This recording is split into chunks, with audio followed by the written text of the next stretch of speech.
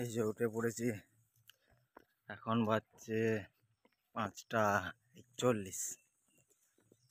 তো আজকে ভালো রকম শিশির পড়ছে। এই গাছ থেকে ভালোই টিপটাপ করে শিশির পড়ছে, আওয়াজ করছে। এই যে দেখো, চারিদিকে এখনো কুয়াশা রেখেছে, গাছগুলো ভিজে গেছে। দেখো, দেখা যাচ্ছে না কাছ থেকে, দূর থেকে। এই যে ওদিকে লোকজন যাচ্ছে, এত কুয়াশা করেছে। এই যে দূরে জিনিস সব ঝাপসা হয়ে যাচ্ছে।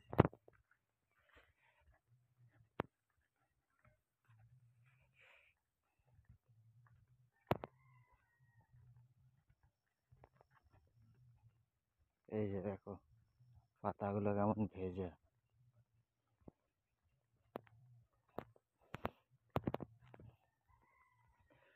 ধান কাটতেও আরম্ভ করে দিয়েছে এই কটা দিন। কোনো কোনো জায়গায় মেশিন দিয়ে কাটলো।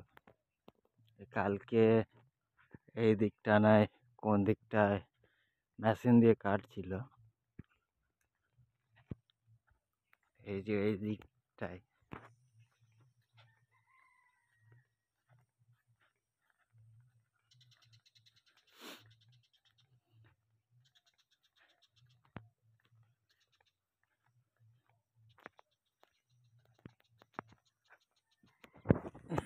এই যে দেখো, এখানে হাত দিয়ে কেটেছে ধান।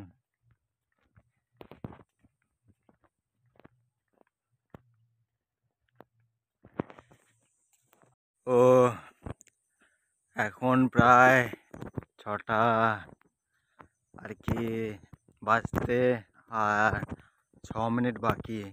তো দেখো, আজকে রাস্তাটা দেখা যাচ্ছে। এই যে রাস্তাটা, যে মোটর সাইকেল আসছে ওই দিক থেকে, এই যে আলোটা,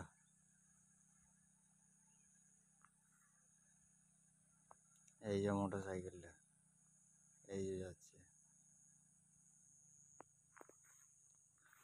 তো আজকে জিনিসগুলো দেখা যাচ্ছে, কালকে দেখা যাচ্ছিল না। তো এই যে আর কিছুক্ষণের মধ্যে আমি পাকা রাস্তায় উঠে যাব। তো এই রাস্তাটাও কবে আমাদের ভালো রাস্তা বানাবে। তো কিন্তু আমার মনে হয় যে এটা কাঁচা রাস্তা থাকাই ভালো, কারণ প্রকৃতির সাথে যত কাছে থাকবে ততই ভালো। দেখো, মাটির সাথে জুড়ে থাকবে যদি এরকমই থাকে আর কি, মাটির রাস্তায় যদি থাকে। তো এই দেখো, ঘাস ফুস হয়েছে, গরু ছাগল ঘাস ফাস খেতে পাচ্ছে, তারপর মানুষজন বসতে পারছে, শুতে পারছে, তারপর গড়াগড়ি খেতে পারছে। ঢালাই রাস্তা হলে বসতে পারতো কিন্তু শুতে পারতো না। তো ওটাই। আর এই যে চলে এসেছি, আজকেও দেখো ফুল ফুটেছে।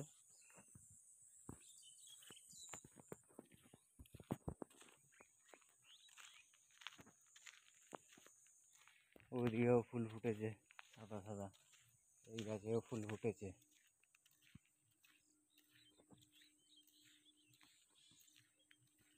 ভেতরে একজন আছে মনে হচ্ছে।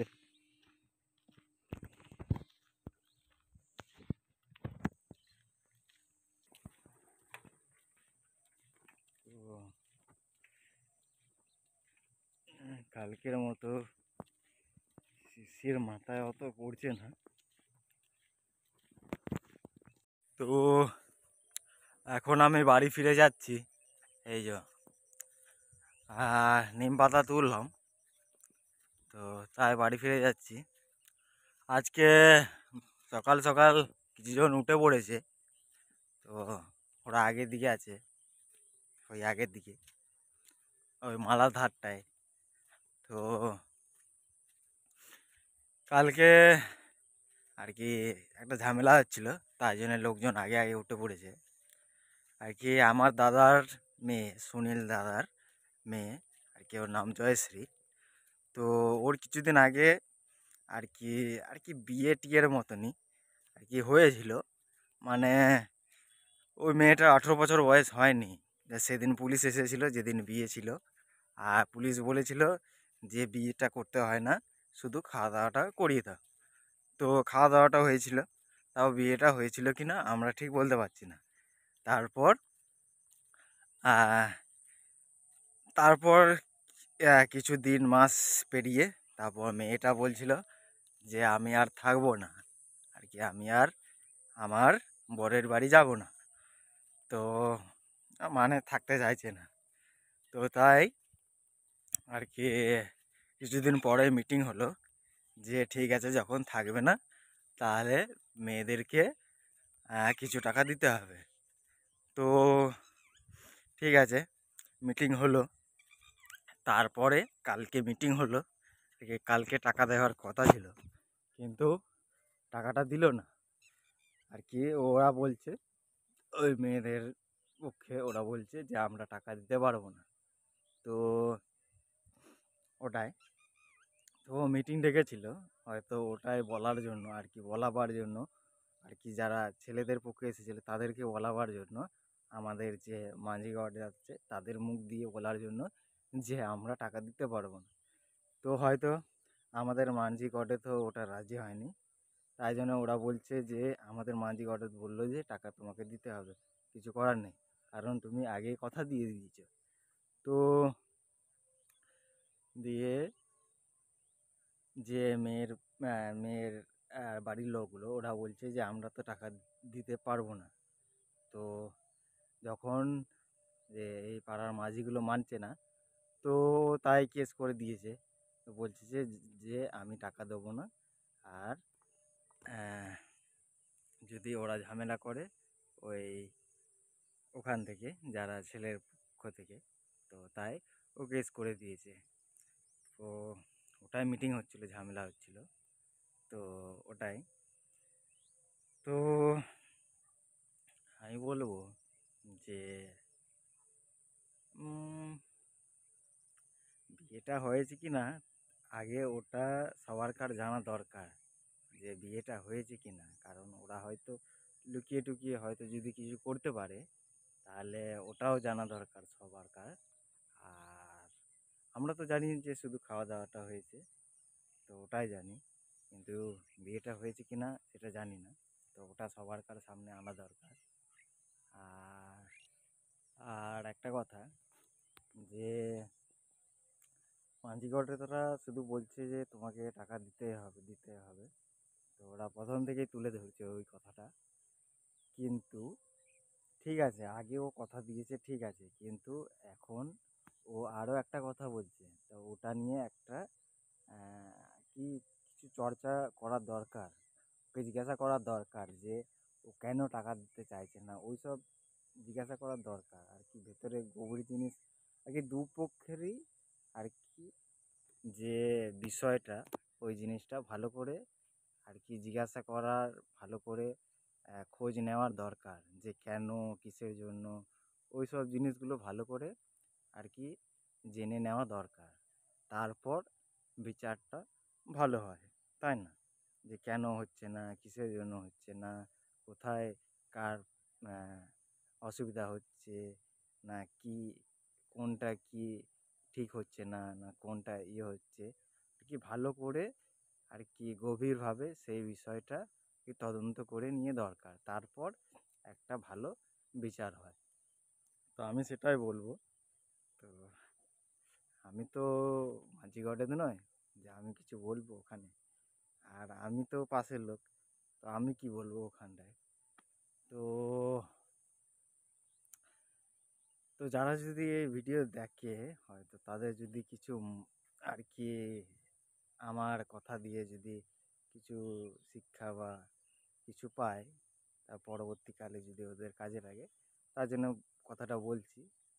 আর এই যুগে তো কেউ তো কারো কথা শোনে না, কারণ এখন তো সত্যি কথা যেটা, যে যার টাকা আছে তারই সবাই কথা শুনবে, সেটা ভালো হোক আর খারাপ হোক, তাই না?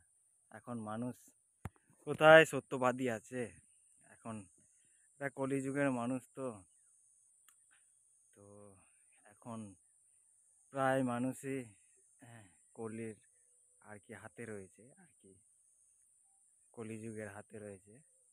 তো ভালো মানুষ এখন এই সময়ে কোথায় পাওয়া যায়? তো এখন সবাই টাকার অধীনে রয়েছে।